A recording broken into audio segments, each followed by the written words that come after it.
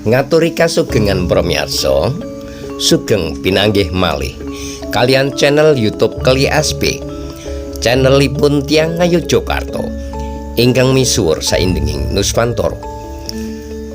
Wonten ing kaludhangan punika badhe kawula aturaken menggah pahargyan tasyakuran daupipun Nimas Ayu Risma Aprilia, putra-putrinipun Bapak Sidik Iskandar dalah ibu ingkang pidalem wonten ing Gang Muria RT 12 RW 12 Sorowajan Baru Banguntapan Bantul Ngayogyakarta ingkang pikantuk Nak Mas Bagus Salim Nur Hidayat, putra kakungipun Bapak Kamit Sumarto dalah Ibu Suliah ingkang pidalem wonten ing Diwek RT 3 RW 8 Karangkobar Banjarnegara Jawa Tengah.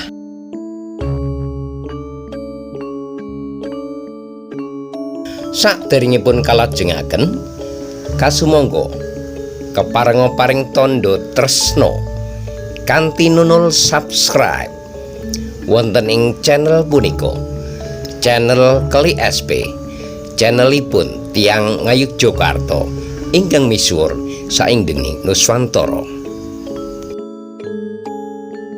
Wontening acara pahargyan punika kababar wonten ing Gedung Serbaguna Sari Dewi Gathering, Jalan Magelang kilometer 11, Josari Ngancar, Tridadi Sleman, Ngayogyakarta.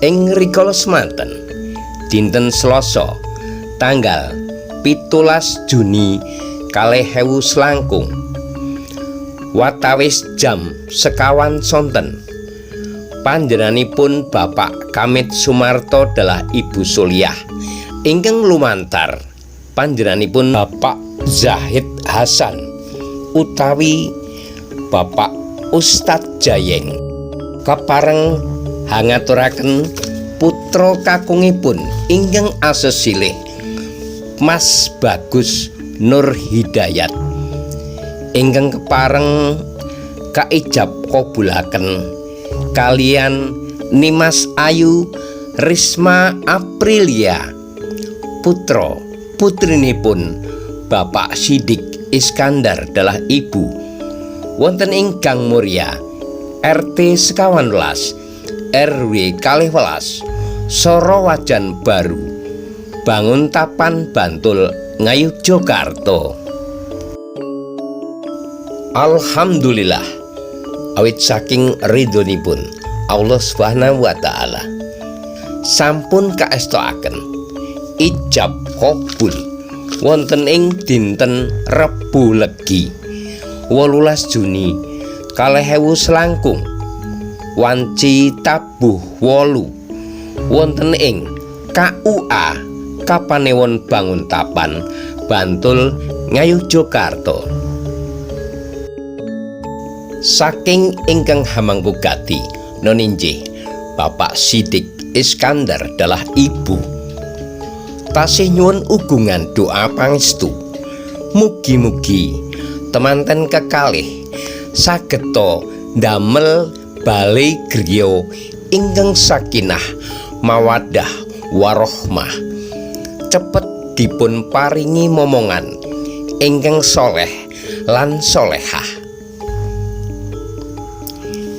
Dia awit saking berkah pangestu Bapak Ibu sagung para tamu saking pihak keluarga ngaturaken agenging panuwun lan nyuwun pangapunten ing mbok bilih anggenipun nampi karawuhanipun Bapak Ibu wonten ing pahargyan punika kathah kekiranganipun sae anggenipun caos papan palenggahan pasugatan suguh aruh saha poladan kathah ingkang kirang meranani menggahipun Bapak Ibu sagung para tamu saking ingkang hamangkugati nonijih Bapak Siddik Iskandar nyuwun lumuntiring sih samudra pangaksama.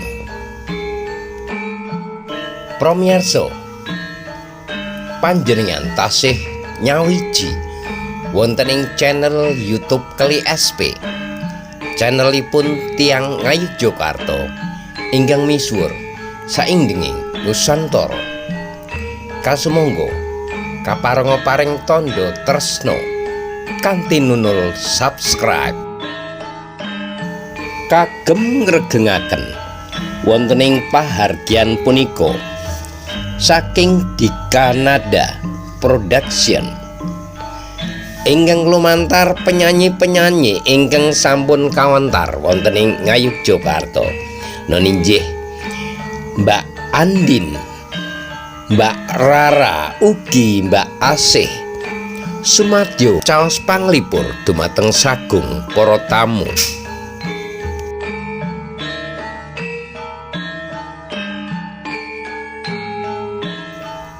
Saking ingkang hamangkugati noninjih Bapak Siddik Iskandar adalah ibu ing mbok pilih samangke sampun kaanggep cekap lan badhe ngersakaken kundur boten langkung namung ngandharekaken sugeng kundur.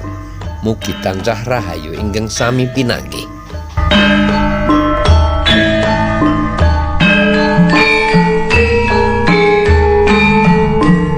Mugi tansah pinaringan katentreman, kabagyan saha rahayu ing bebrayan enggal.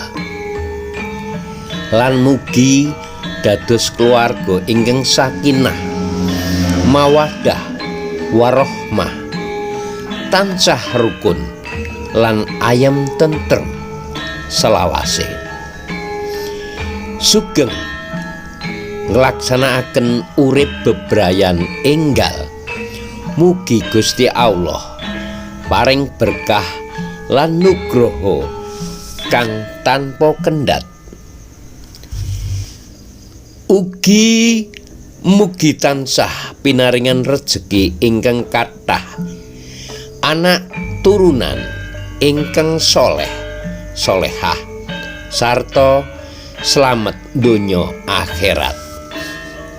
Rahayu tansah ngancani, rukun tansah ngreksa, katresnan tansah nuwuhaken kabagyan.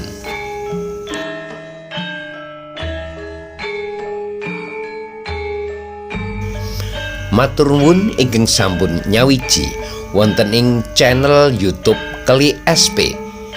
Channelipun Tiyang Ngayogyakarta ingkang misuwur saindenging Nusantara. Kasumangga kita lestantunaken budaya kita Indonesia. Salam kawilujengan. Mugi tansah rahayu ingkang sami pinanggih. Salam channel Keli SP. Channelipun Tiyang Ngayogyakarta ingkang misuwur saindenging Nusantara. Salam budaya lestari budaya budayaku.